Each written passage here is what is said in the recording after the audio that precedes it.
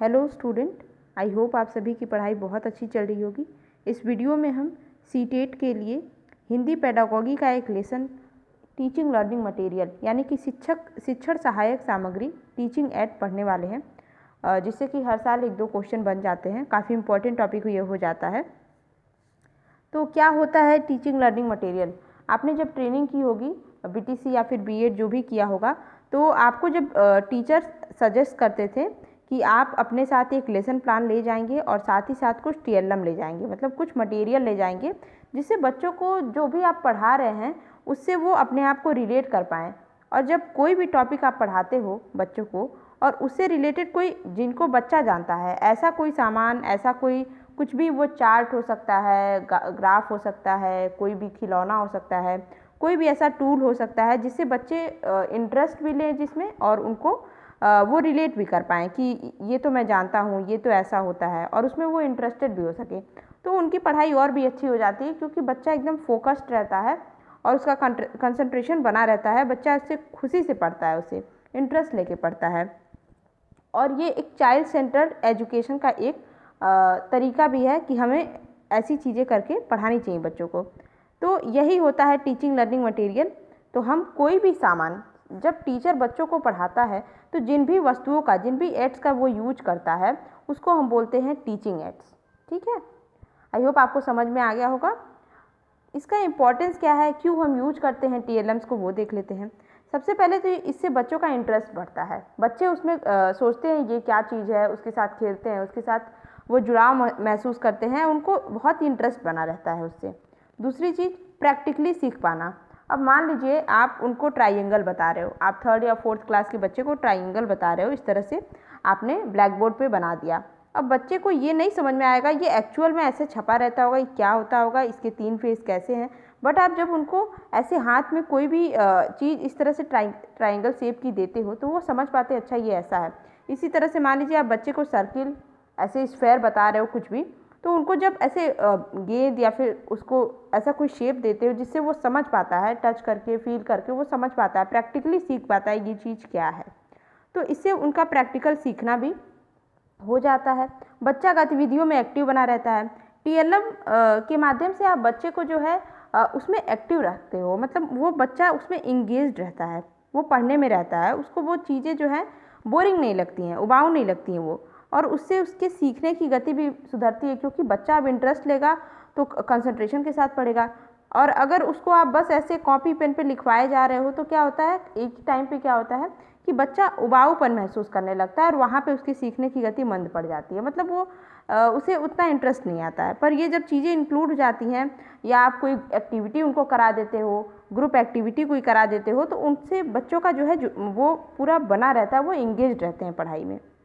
दूसरी चीज़, टीएलएम्स के माध्यम से क्या होता है, मान लीजिए आपके क्लास में सभी बच्चे एक तरह की माइंडसेट वाले नहीं होंगे, एक तरह के आईक्यू वाले नहीं होंगे, तो क्या होता है, आप तीव्र बच्चे और मंद बच्चे, मतलब कि किसी की आईक्यू बहुत ज़्यादा है, किसी की थोड़ी कम है, तो उनके बुद्धि के हिसाब से आप उनको उसी सहजता के हिसाब से आप उनको टीएलएम देते हो।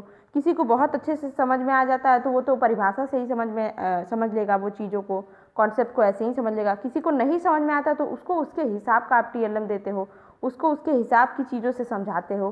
तो यहाँ इसका बहुत बड़ा फ़ायदा हो जाता है कि हर लेवल के बच्चे को आप पढ़ा पाते हो। दूसरी चीज़, जटिल विषय, मतलब कोई बहुत कॉम्प्लेक्स सा टॉपिक है आपको पढ़ाना है, पर जब आप उसका कोई एग्जाम्पल दे देते हो, उसको किसी चीज़ के माध्यम से, किसी टीएलएम के माध्यम से जब दिखा देते हो बच्चे को, तो बच्चा उसको समझ लेता है। और फिर जब आप उसको समझाते हो उसे कॉन्सेप्ट के हिसाब से, तो बहुत अच्छे से और सही से ही समझ पाता है, प्रैक्टिकल होकर समझ पाता है। अमूर्त पदार्थ को मूर्त रूप देना, ये सबसे अच्छा इसका इम्पोर्टेंस होता है। टीएलएम के माध्यम से आप बच्चे को इमेजिनरी चीज़ को रियलिस्टिक बना के दिखा पाते हो।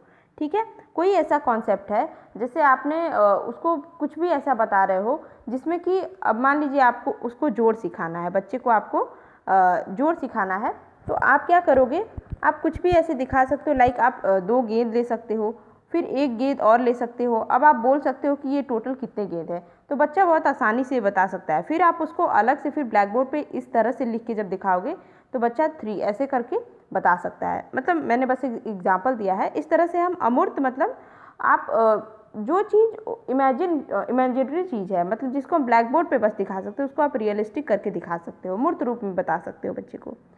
सबसे इम्पॉर्टेंट है बच्चे का ध्यान, क्योंकि बच्चा जो है जब नई नई चीज़ें देखता है, उसके इंटरेस्ट वाली चीज़ें देखता है, तो वो वहाँ से उसका ध्यान कहीं भी इधर उधर नहीं जाता है, और बच्चा जब कंसंट्रेशन बना के पढ़ाई करेगा तो उसकी पढ़ाई तो अच्छी होनी ही है। तो इस तरह से टीचिंग लर्निंग मटेरियल का ये सब एम होता है, और ये बहुत ही इम्पॉर्टेंस इस तरह से बन जाता है। अब हम देखते हैं टीएलएम के यूज क्या हैं, क्या कार्य हैं, करता क्या है ये बच्चे के अंदर।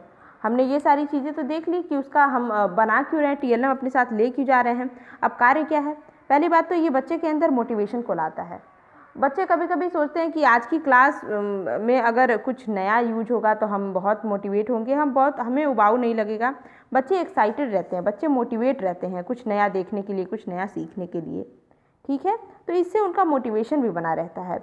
और एक टाइम पे क्या होता है, अगर आप बच्चे को, आपको 45 मिनट की पूरी पढ़ानी है इतने टाइम तक, तो आप बीच बीच में जब उसको टीएलएम का यूज करते हुए पढ़ाते हो तो बच्चा कहीं पर भी उसकी गति जो है धीमी नहीं पड़ती है, वो लगातार आपसे इंगेज रहता है और पढ़ने में लगा रहता है। ठीक है, थ्योरी ऑफ एक्टिविटी सबसे इम्पॉर्टेंट, वो बच्चा एक्टिव रहता है उससे। वो अगर आप उसको कुछ दोगे कि आज हम पेपर क्राफ्ट बनाएंगे बच्चों, ये करना है, तो बच्चे बहुत आराम से, मतलब उनको कॉन्सेप्ट से ज़्यादा पेपर क्राफ्ट में मज़ा आता है। आप जब उनको कुछ बनवाते हो पेपर से तो वो उसमें एक्टिव रहते हैं, क्योंकि उनको उसमें इंटरेस्ट है। तो ये यहाँ पे थ्योरी ऑफ एक्टिविटी काम करती है।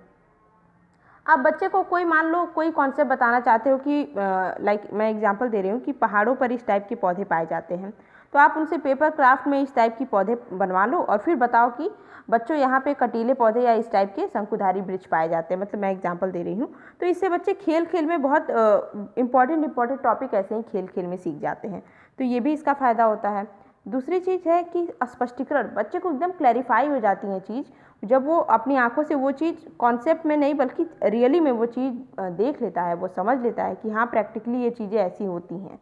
ठीक है, लाइक आप बच्चे को वेपराइजेशन सिखा रहे हो, तो आपने सच में उसको मतलब ऐसे दिखाया, कुछ ऐसा सेटअप लगाया कि हाँ पानी को उबालते हैं, पानी उड़ता है ऐसे, तो ये भाप बनता है, ये इसका वेपर फेज है। इस टाइप से चीज़ें जब करके दिखाते हो तो वो परिभाषा से ज़्यादा इसको समझेगा, क्योंकि वो उसको प्रैक्टिकली देखता है, और फिर उसके घर में भी ऐसी कहीं ना कहीं चीज़ें जुड़ी हुई उसको मिल जाएंगी, तो उससे क्या होता है, उसको क्लैरिफिकेशन होता है। आप देखेंगे जब आप छोटे बच्चों के बुक्स में, तो परिभाषा से ज़्यादा आपको एग्जाम्पल दिए रहते हैं, तो वो बच्चे के हिसाब से ही दिए रहते हैं कि बच्चा इसे प्रैक्टिकली चीज़ों को समझ पाएगा। तीसरी चीज़ है कि शिक्षण में कुशलता, यस, आपका जो टीचिंग मेथड है उसकी स्किल डेवलप हो जाएगी। इससे क्या होगा कि आप जो भी चाहेंगे बच्चे को सिखाना, वो बहुत ईजिली बच्चा सीख पाएगा, और वो भी अपने इंटरेस्ट के साथ।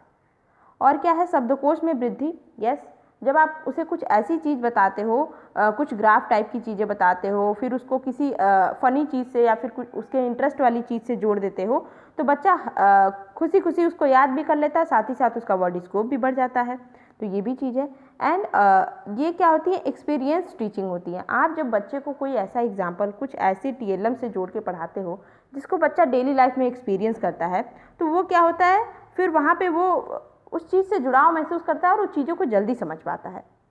ठीक है, अब हम देख लेते हैं टीएलएम्स कैसे कैसे होते हैं। तो टीएलएम्स कितने प्रकार के होते हैं, तो मेनली 3 प्रकार के होते हैं ये। पहला है विजुअल एड, दूसरा है आपका ऑडियो एड्स, और तीसरा है विजुअल ऑडियो दोनों। ठीक है, मतलब कि आप कोई उसको दृश्य सामग्री के माध्यम से पढ़ा रहे हो, जैसे कि आपका दृश्य सामग्री में आपका ब्लैक बोर्ड आ जाएगा, आपने कोई उसको चार्ट वगैरह बना के लगाया उसके रूम में, मतलब उसके क्लास में कोई चार्ट हो सकता है, कोई मैप हो सकता है, तो ये सारी चीज़ें विजुअल ऐड हो जाएंगी। ऑडियो में क्या हो जाएंगी, आपका radio, gramophone, telephone, tape recorder, ये सारी चीज़ें उसके लिए ऑडियो हो जाएंगी। और ये दोनों दृश्य श्रव्य कौन सी हो जाएंगी, जैसे कि आपका टीवी, आजकल हम बच्चों को जो है प्रोजेक्टर के माध्यम से पढ़ाते हैं, वो हो जाएगा। फिर चलचित्र, नाटक, टेलीविज़न, बच्चों से जब खुद से आप नाटक प्रिपेयर करवा के उनसे करवाते हो तो बच्चे और भी इंटरेस्ट है कि हम आज करेंगे रोल, ये वो रोल करेंगे, वो रोल करेंगे, तो बच्चे एक्टिव रहते हैं और खुशी से वो चीज़ें करते हैं। तो आपका ये चीज़ें जो हैं ये ऑडियो विजुअल दोनों में आ जाएंगी। ठीक है, कुछ और भी टीएलएम्स हो सकते हैं, लाइक आप बच्चे को कहीं आप वॉक पे ले जा सकते हो, बच्चे को कोई गार्डन घुमाने ले जा सकते हो, या फिर उनके बुक में अगर कुछ दिया है ऐसे ऐतिहासिक संस्मारक टाइप की चीज़ें और आप जहाँ पढ़ाते हो वहाँ पे अगल बगल कोई ऐसी चीज़ है जिसको बच्चे को जानना चाहिए तो आप वहाँ उसको घुमाने ले जा सकते हो।